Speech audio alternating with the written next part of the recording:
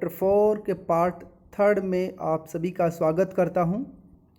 इस वीडियो में हम चैप्टर 4 के 3rd टॉपिक के बारे में डिस्कस करेंगे। हमारा टॉपिक है उपनिवेशों में औद्योगिकरण, इंडस्ट्रियलाइजेशन इन कॉलोनीज़।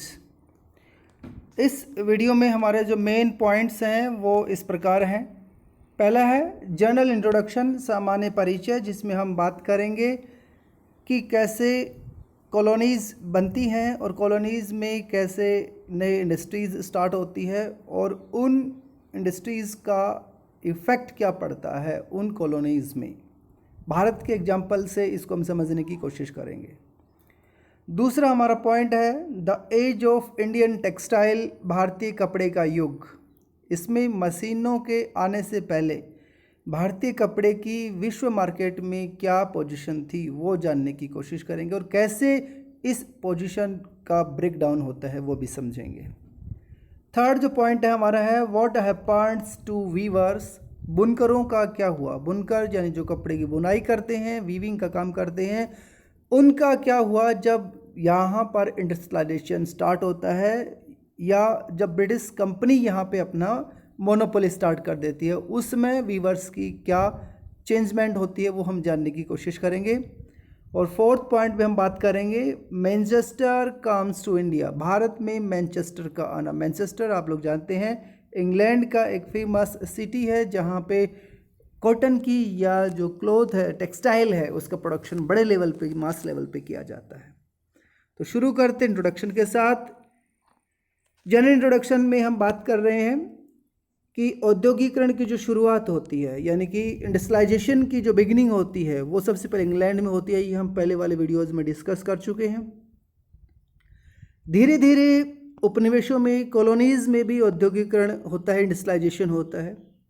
लेकिन दोनों जगह का जो औद्योगिकरण है, दोनों जगह मतलब ब्रिटेन में और उनकी कॉलोनीज़ में जो इंडस्ट्रियलाइजेशन है उसमें हमें क्लियर डिफरेंस दिखाई देता है, स्पष्ट अंतर दिखाई देता है। एक और जहाँ पे औद्योगिकरण इंग्लैंड में हो रहा है उसकी वजह से इंग्लैंड दुनिया का सबसे बड़ा कारखाना बन जाता है, फैक्ट्री बन जाता है और अल्टीमेटली एक रिच कंट्री के तौर पे राइज करता है। दूसरी ओर भारत जो उसकी कॉलोनी बन जाता है, एक मुख्य निर्यातक कंट्री से मेन एक्सप्लॉयर है, जो निर्यात कर रहा है, एक्सप्लॉइट मतलब मीन्स दूसरे देशों को इंपोर्ट कर रहा है, एक्सपोर्ट कर रहा है, वो एक कैसे एक कच्चे माल की आपूर्ति करने वाला, रॉ मटेरियल की सप्लाई करने वाले कंट्री में कन्वर्ट हो जाता है, बदल जाता है और अल्टीमेटली एक गरीब देश बन जाता है। तो ये सारे बातें हम इंट्रोडक्शन में ये जानने की कोशिश कर रहे हैं कि कैसे इंडस्ट्रियलाइजेशन अलग अलग कंट्रीज़ के लिए अलग अलग मीनिंग रखता है। भारत के लिए अलग है, इंग्लैंड के लिए अलग है। भारत के रेफरेंस में, भारत के संदर्भ में हम केवल कॉटन टेक्सटाइल है उसके बारे में ही बात करेंगे, बाकी इंडस्ट्रीज है उसके बारे में इस टॉपिक में बात नहीं की गई है। शुरू करते हैं हम अपना पहला वाला जो topic, the age of Indian textile, भारतीय कपड़े का युग। मशीनी उद्योगों के युग से पहले यानी कि 18th सेंचुरी में इंग्लैंड में मशीनें आती हैं, उसके बाद बाकी यूरोप में और कॉलोनीज़ में 19th सेंचुरी में या उसके बाद आती हैं। इससे पहले इंटरनेशनल मार्केट में, अंतर्राष्ट्रीय जो कपड़ा बाजार है, इंटरनेशनल टेक्सटाइल मार्केट है, उसमें भारत का रेशम और सूती यानी कि सिल्क और कॉटन का जो भी कपड़े से बना हुआ सामान है उसका दबदबा है, उसकी मोनोपोली है। मतलब पूरी दुनिया में भारतीय कपड़े की भारी मांग है। आर्मेनियन और जो फारसी सौदागर हैं, आर्मेनियन जो अरब कंट्रीज़ के हैं और फारसी मतलब ईरान के जो ट्रेडर्स हैं, वो भारतीय कपड़े को एशिया और यूरोप के विश्व मार्केट में ले जाते हैं और वहाँ पे बेच के अपना मुनाफा लेते हैं। सूरत बंदरगाह से पश्चिम की ओर और मछलीपट्टनम और हुगली बंदरगाहों से पूर्वी देशों की ओर भारतीय कपड़े का, भारतीय टेक्सटाइल का बड़ा मार्केट है और विश्व मार्केट में भारतीय कपड़े की ज़बरदस्त मांग है। निर्यात का जो ये यानी कि एक्सपोर्ट का जो ये नेटवर्क है, उसमें बहुत सारे भारतीय व्यापारी, इंडियन जो ट्रेडर्स हैं और बैंकर्स हैं, यानी कि जो बैंक के तौर पे पैसा देने वाले हैं, वो काफ़ी ज़्यादा एक्टिव है इस पूरे मार्केट में। ये जो सौदागर हैं, जो वीविंग करने वाले लोग हैं, बुनकर हैं, उनको एडवांस में पैसा देते हैं, उनसे तैयार कपड़ा ख़रीदते हैं और उसे बंदरगाहों तक पहुंचाने, यानी कि एक प्रकार के मीडिएटर का रोल प्ले कर रहे हैं। एक साइड में इंडियन वीवर है, दूसरी साइड में बड़े बड़े सप्लायर है, इंडियन ट्रेडर्स हैं, इंडियन व्यापारी हैं, वो भारतीय वीवर से सामान लेते हैं, कपड़ा लेते हैं और जो बड़े बड़े बिजनेस पर्सन हैं, जो ट्रेडर्स हैं, उनको सप्लाई करते हैं, जो सी पोर्ट से या लैंड रूट से आगे फिर विश्व मार्केट में उसको सप्लाई करते हैं। पोर्ट्स पर यानी बंदरगाहों पर बड़े बड़े जहाज़ के जो मालिक हैं या एक्सपोर्ट करने वाले व्यापारी हैं, उन्होंने अपने ब्रोकर्स रखे हुए, दलाल रखे हुए, जो कीमत को लेकर के ना मोल भाव करते हैं, बार्गेनिंग करते हैं, किसके साथ? जो सप्लाई मर्चेंट हैं, सप्लाई आपूर्ति करता है, उनके साथ, और अल्टीमेटली सामान खरीदते हैं। लेकिन ये जो सिस्टम है जिसमें इंडियन टेक्सटाइल की पूरी दुनिया में पूरे नेटवर्क फैला हुआ है, उसकी जो बड़ी धाक बनी हुई है, 1750 के डेकेड्स के बाद, दशक के बाद, इस पर इंडियन जो ट्रेडर्स है उसका मतलब कंट्रोल है वो ख़त्म होने लग जाता है। उसका रीज़न है कि यूरोपीय कंपनियां हैं वो भारत में आती हैं और उनकी ताकत धीरे धीरे बढ़ती जाती है। आप लोग जानते हैं कि शुरुआत में ये जितने भी यूरोपियन कंपनी, चाहे वो अंग्रेज़ों की, चाहे फ्रांसीसियों की हो या दूसरे देशों की हो, वो सभी भारत में व्यापार करने के लिए आती हैं और व्यापार भारत से कम पैसे में कपड़ा खरीदते हैं, सामान खरीदते हैं और यूरोप में और बाकी मार्केट में उसको महंगे रेट में बेचते हैं और मुनाफा कमाते हैं। लेकिन जैसे ही यहाँ से सत्ता हासिल होती है ब्रिटिश ईस्ट इंडिया कंपनी को, उसके बाद ये पूरा सिस्टम बिल्कुल बदल जाता है। पुराने जो पोर्ट हैं, सूरत और हुगली, ये कमज़ोर पड़ते चले जाते हैं और जो बैंकर्स, इंडियन ट्रेडर्स थे, जो ब्रोकर का या फिर बैंकर का काम करते थे, वो धीरे धीरे दिवालिया होते चले जाते हैं। उनके पास पैसा नहीं, पूंजी या पैसा नहीं रह पाता है। उसका कारण ये है कि अंग्रेज़ों ने इस पूरे सिस्टम को अपने कंट्रोल में कर लिया और उनके द्वारा जो डेवलप किए नए बंदरगाह हैं, बम्बई, कलकत्ता, ये और ज़्यादा मजबूत होते चले गए और भारतीय केवल उनके जूनियर के तौर पे या सहायक के तौर पे बन के रह गए। ये एक फैक्ट्री है, सूरत में फैक्ट्री है, 17वीं सेंचुरी में है, जो ब्रिटिश ईस्ट इंडिया कंपनी ने अपनी बनाई हुई है, स्टार्टिंग क्या फैक्ट्री है उसका एक पिक्चर है। अगला, इस पूरी सिचुएशन में इंडियन वीवर्स हैं, उनका क्या हुआ या उनके साथ क्या हुआ, ये हम टॉपिक डिस्कस करते हैं। What happens to the weavers, बुनकरों के साथ क्या हुआ। 1760s और 1770, सॉरी डबल 60 लिखा गया है। 1760 और 1770 के दशक में बंगाल और कर्नाटक में अपना पॉलिटिकल कंट्रोल करने से पहले भारतीय बुनकर और आपूर्तिकर्ता है, यानी कि जो सप्लाई मर्चेंट्स हैं, उनका मोल भाव करने की जो क्षमता थी वो धीरे धीरे ख़त्म होती चलेगी। क्यों? कि अब सारा कंट्रोल, पहले ओपन था और ओपन मार्केट था, बहुत सी यूरोपियन कंपनियां थी, भारतीय व्यापारी भी थे, इसलिए बुनकरों के पास या इंडियन जो ट्रेडर्स है उनके पास मोल भाव करने का बहुत ज़्यादा ऑप्शंस थे और ऊंची जो बोली पे जो सामान खरीदता था उसको बेचते थे।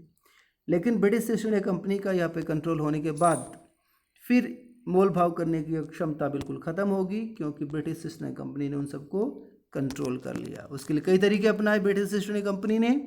पहला, व्यापारियों और दलालों यानी ट्रेडर्स और जो ब्रोकर्स हैं उनको ख़त्म करने और बुनकरों पे, वीवर्स पर डायरेक्ट कंट्रोल करना शुरू कर दिया गया। किसने? ब्रिटिश ईस्ट इंडिया कंपनी ने। इसके लिए उन्होंने वेतनभोगी कर्मचारी, पेड एम्प्लॉयज़ रखना शुरू कर दिए गए, जिनको गुमास्ता कहा जाता था। इन गुमास्तों का काम क्या था कि वीवर हैं उनको पेशगी व एडवांस में पैसा देना है, उनकी कपड़ा है उनसे कपड़ा लेना है, तैयार माल लेना है, कच्चा माल उनको देना है और रेट्स पे या क्वालिटी पे उसको कंट्रोल करना है और दूसरे किसी बिजनेसमैन को बिजनेस नहीं करने देना है। ये सारा काम गुमास्ताज का है जो ब्रिटिश कंपनी के अपने एम्प्लॉय होते थे। दूसरा, बुनकरों को दूसरे व्यापारियों के साथ लेन देन करने से मना कर दिया गया और उनको एडवांस में पैसा दे दिया गया। किसके द्वारा? ब्रिटिश ईस्ट इंडिया कंपनी के द्वारा। ज़्यादा मुनाफे के चक्कर में भारतीय बुनकर भी दूसरे काम छोड़ के, जैसे पार्ट टाइम वो अपना खेती बाड़ी करते थे, उसको भी छोड़ दिया गया और पूरी तरह से पूरी फैमिली मेम्बर्स को लेकर के ना बुनाई का काम करने में ही अपना अपना लगा दिया। लेकिन जल्द ही बुनकरों, वीवर्स और गुमास्ता है उनके बीच में टकराव की खबर आने लगी, क्योंकि बुनकर्स हैं वो कई बार समय पे अपना सामान तैयार करके नहीं दे सकते थे, क्योंकि बीच में और भी प्रॉब्लम्स आ जाती थी। चूँकि गुमास्ता हैं वो शहरों में रहते थे, गाँव में नहीं रहते थे, और गाँव के साथ अब वीवर्स का जो गांव में रहते हैं, गुमास्ता जो शहर में रहते हैं, दोनों का आपस में किसी प्रकार का सोशल रिलेशन नहीं है। इसकी वजह से गुमास्ताज हैं अक्सर उनको टॉर्चर करते थे, मारपीट करते थे समय पे सप्लाई ना देने की वजह से, या पूरा सामान या पूरा जो कपड़ा है एक साथ ना देने की वजह से। कर्नाटक और बंगाल में इस तरह के बहुत से बुनकरों के बारे में जानकारी है कि वो गांव छोड़ के चले गए इस पूरी सिचुएशन की वजह से, और कई स्थानों पर तो बुनकरों ने बगावतें भी कर दी हैं। थर्ड जो टॉपिक है हमारा इसका है भारत में मैनचेस्टर का आना। मैनचेस्टर कम्स टू इंडिया, यानी कि भारत, मैनचेस्टर मतलब मैनचेस्टर से बनने वाला कपड़ा या मशीनों से बनने वाला कपड़ा वो भारत में आता है। ये एक पिक्चर है जो गुजरात का जो एक बुनकर है काम में लगा हुआ है। ये आने से पहले बुनाई का, वीविंग का एक स्ट्रक्चर है, सिस्टम है, इस पे काम हो रहा है। बाद में मैनचेस्टर से यानी इंग्लैंड से जो सामान है या कपड़ा जो तैयार हो रहा है, उसके यहाँ से आने के बाद कंडीशन बिल्कुल बदल गई है। इंग्लैंड में कपड़ा उद्योग, टेक्सटाइल विकसित होने पर वहाँ के उद्योगपतियों ने, इंडस्ट्रियलिस्ट ने उनकी गवर्नमेंट पर ये प्रेशर डाला कि भारत से जो कपड़ा आ रहा है उस पर भारी टैक्सेस लगा दी जाए, जिसकी वजह से भारतीय कपड़ा महंगा होता चला जाएगा और लोग उसको खरीदेंगे नहीं। जैसे आजकल चाइना को लेकर के ना इंडिया में माहौल बना हुआ है कि चाइना से जो सामान आता है उस पर बहुत ज़्यादा टैक्स लगा दिया जाए ताकि वो महंगा हो जाए और भारतीय लोग उसको ना खरीद करके ना भारतीय कंपनियों के द्वारा बने हुए सामान को खरीदें। दूसरी ओर ब्रिटेन के जो बिजनेस पर्सन हैं उन्होंने ईस्ट इंडिया कंपनी पर भी प्रेशर डाला कि वो भारतीय मार्केट में कपड़ा बेचे, किसका? ब्रिटिश कंपनीज का। यानी कि दोनों तरह से भारत का जो कपड़ा इंग्लैंड में जा रहा था उस पर बहुत ज़्यादा टैक्स लगवा दिया गया और भारत में इंग्लैंड के कपड़े की एंट्री करवा दी। इसका रिजल्ट ये रहा कि भारतीयों के पास इंटरनेशनल मार्केट ख़त्म हो गया और अपना लोकल मार्केट भी ख़त्म हो गया, और भारत का जो कपड़ा जो दुनिया में अपनी धाक जमाए रखता था, अब उसका निर्यात धीरे धीरे ख़त्म होता चला गया और यहाँ से कच्चे माल की आपूर्ति बढ़ती चलेगी।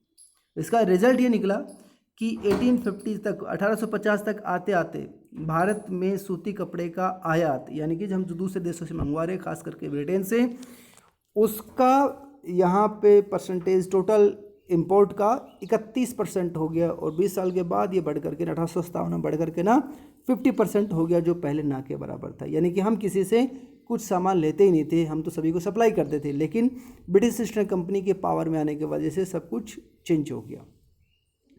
भारतीय बुनकर का विदेशी और घरेलू दोनों बाजार खत्म होते चले गए। तीसरा घटनाक्रम एक और हो गया। 1861 से 65 के बीच में अमेरिकी गृह युद्ध होता है और उसकी वजह से भारतीय जो कपास है वो इंग्लैंड को सप्लाई की जाने लगी, क्योंकि अमेरिका में सप्लाई रुक गई थी और इस वजह से भारत में कच्चा माल भी नहीं मिल पा रहा है, किसको? बुनकरों का। अल्टीमेटली 19वीं सदी के आखिर में भारतीय कारखानों से भी प्रोडक्शन शुरू हो गया और पूरा जो बाज़ार है मशीनों से बने हुए सामान से भर गया। ऐसी कंडीशन में वीविंग का जो हाथों से काम कर रहे हैं वो बड़े लेवल पे या सरवाइव करने के लिए अपने आप को बचा नहीं पाया और अल्टीमेटली डिक्लाइन करता चला गया।